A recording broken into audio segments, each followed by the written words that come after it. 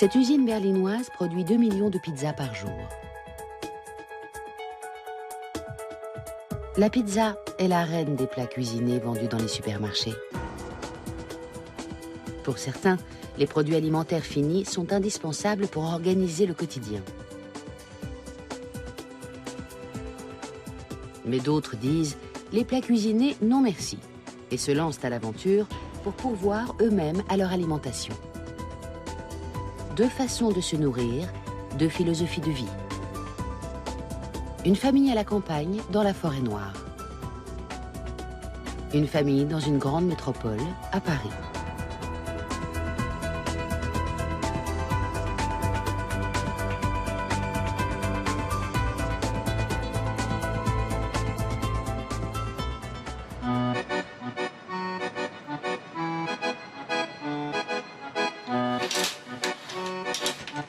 Tu plies tes habits ici, tu les mets là. Christine est avocate. Elle a les moyens de payer quelqu'un pour s'occuper de ses 3 enfants. Elle vient en principe vers 2 heures. Elle fait le ménage, elle range la maison, puis après elle va chercher les enfants à 4h30. Oui. Super. Tu fermes le truc, c'est bon. Tu ranges un petit peu ta chambre. Tu plies tes affaires.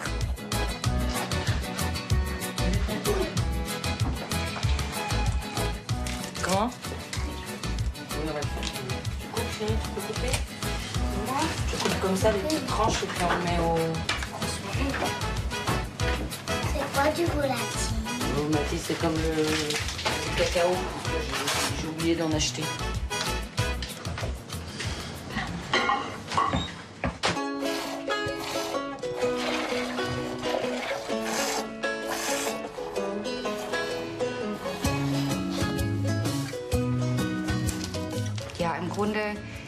Chez nous, chacun mange ce qu'il veut au petit déjeuner. Le plus important, c'est que chacun se régale. Mais je veille à ce qu'il mange des aliments sains. Bonjour.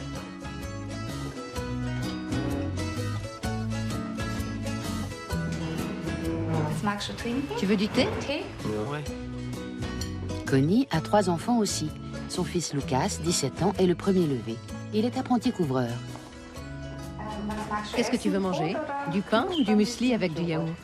Une tartine au miel. Une demi-heure plus tard, c'est Yannick, 10 ans, qui prend son petit déjeuner. Tiens, Merci. tu veux un chocolat chaud? Oui. Oui. Yannick est super, parce qu'il aime beaucoup le miel et notre lait de chèvre. Il ne tolère pas bien le lait de vache. Ça lui donne la nausée. Il est toujours content quand on lui sert du lait de chèvre.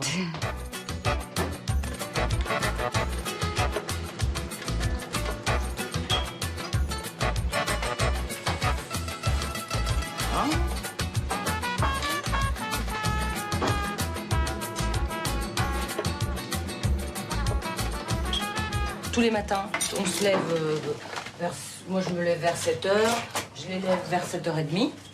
Et puis, c'est très programmé. 7h30, je les lève. 7h moins le quart, on descend ici, on prend le petit déjeuner, chocolat, de la brioche, selon qu'il reste du pain grillé, beurre, confiture. Ça, c'est ma belle-mère qui fait les confitures ici.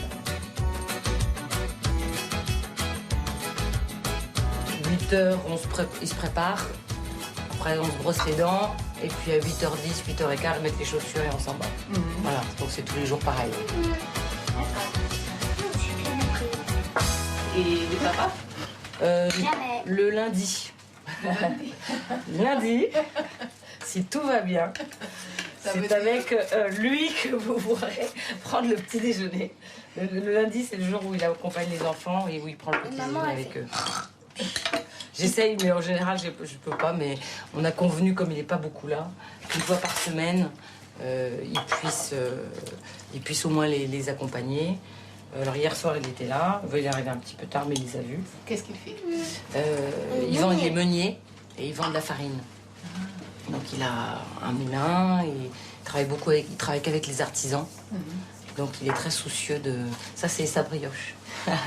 Et ça, c'est le pain de ses boulangers. Donc ça, c'est sa farine.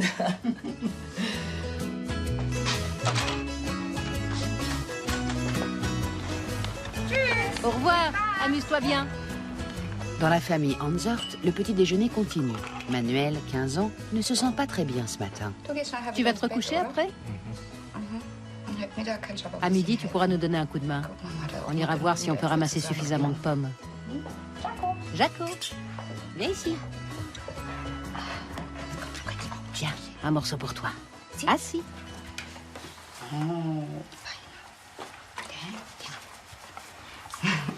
Donc salade de tomates, je crois qu'il y a de la charcuterie, sinon je fais des œufs, j'ai fait un petit peu de course. Il y a pas mal de trucs, il y a des haricots verts dans le congélateur, il y a pas mal de choses. Donc légumes, fruits et puis une viande si tu... Ou il n'y a pas de viande selon ce qu'ils ont mangé à la cantine, tu vois. Voilà.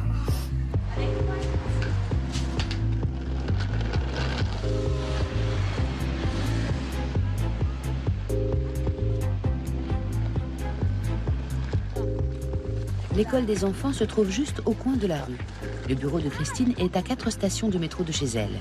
En voiture, elle mettrait plus de temps pour se rendre au travail.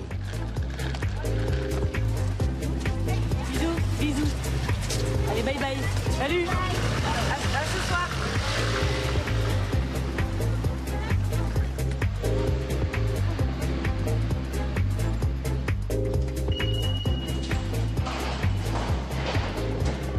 C'est un vrai stress. Il y a une promiscuité physique qui, je trouve, peut peser. Alors j'ai de la chance d'aimer mon métier.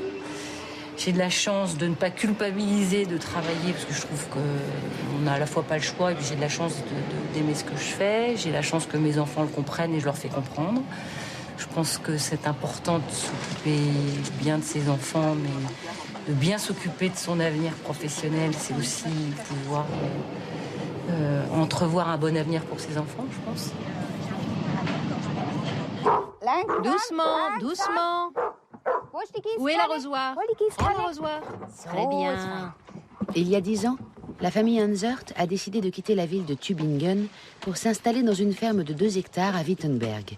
Une décision d'autant plus audacieuse qu'elle ne connaissait rien à l'agriculture ni à l'élevage. C'était un rêve. Depuis mes 20 ans ou mes 25 ans peut-être, j'ai toujours eu envie de vivre au plus près de la nature. Vivre dans la nature, c'est très important pour moi. J'essaie de le vivre pleinement. Il y a 10 ans, je n'aurais jamais cru qu'on vivrait un jour dans une ferme.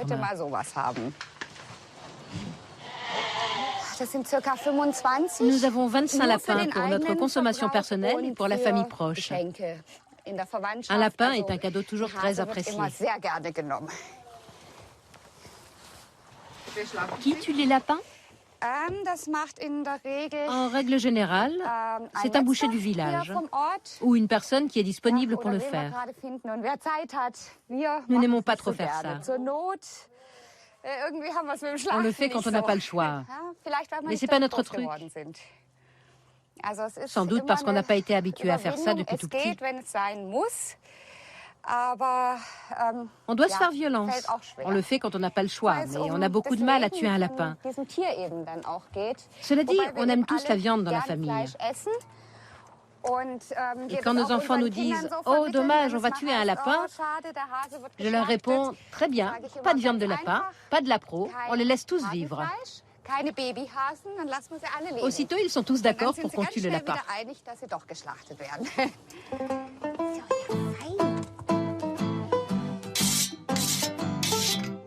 Ralph Hansert travaille au service administratif d'une clinique à Tübingen. Il a réduit son travail de 20%. Il passe 3 jours à Tübingen et travaille 4 jours à la ferme.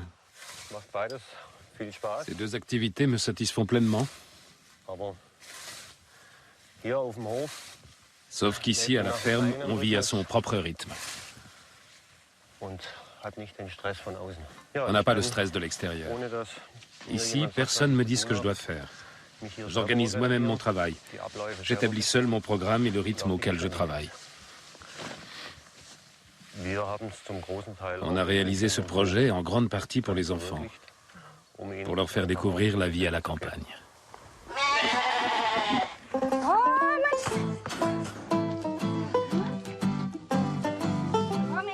Connie occupait aussi un emploi à plein temps. pour combler la perte de revenus, la famille tente de subvenir le plus possible elle-même à ses besoins.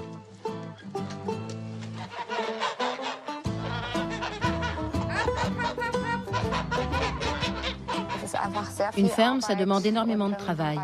Quand les deux parents ont une autre activité, c'est trop difficile.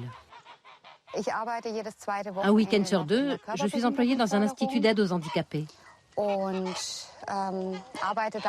J'aime beaucoup ce travail. Ça me permet aussi de changer d'univers, de faire autre chose que la ferme.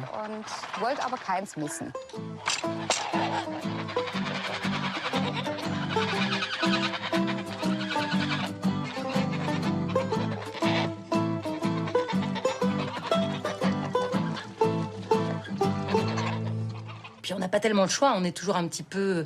Si on réussit, on a des engagements. Dès qu'on a des engagements, on est obligé de les tenir. Et si on ne les tient pas, on perd les engagements ou les obligations ou les avantages qu'on peut avoir. Donc on est un petit peu dans un rouleau compresseur.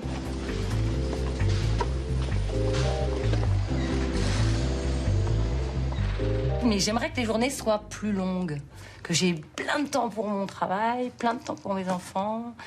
Du temps pour mon mari et du temps pour moi aussi. Mais bon, je me débrouille. Boulevard Haussmann, une adresse UP à Paris. Christine y a ouvert un cabinet d'avocats avec 4 confrères.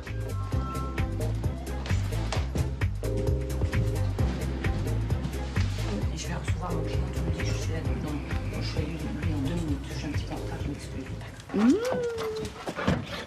Je viens de la battre. Oh, génial! Un jeune chevreuil de la forêt de Freudenstadt. Tu veux de l'aide? Ça va aller. Il pèse 9 kilos. La famille Hansert reçoit ce cadeau de leur voisine, Jute Englert, une architecte passionnée de chasse. Je l'ai atteint ici, à l'épaule. Il faut faire attention à ça. Pour le reste, tu connais. On retire d'abord la peau. La chasse est une excellente façon de se procurer de la viande saine. Ces animaux n'absorbent pas de médicaments. Ils ne sont pas soumis au stress. Contrairement aux animaux d'abattoir, ce chevreuil n'a pas entendu le tir parce que la balle l'a atteint avant la détonation. Il est mort en mâchant sa dernière bouchée d'herbe. Connie, combien de fois par an recevez-vous un aussi beau cadeau? Pour les cervidés et le gibier en général, ça dépend vraiment. Disons 3 ou 4 fois par an. C'est du troc. Je donne régulièrement des œufs à Jute. Dès qu'elle en a besoin, je lui en donne. De temps à autre, je lui donne aussi des légumes du jardin. Et n'oublie pas la dinde de Noël. Oui, tout à fait. La dinde de Noël. Avec son mode de vie, la famille Hansert fait partie d'une minorité. La grande majorité de la population se nourrit de produits alimentaires industriels.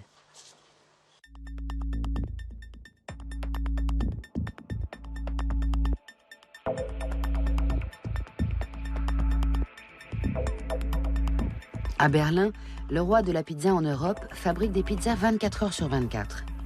Freiberger, vous connaissez? Sans doute pas, parce que ce n'est pas une marque. Nous fabriquons 2 millions de pizzas par jour. Si on les alignait, ça ferait une ligne de pizza de Berlin jusqu'à Hambourg. Un peu moins de 300 km.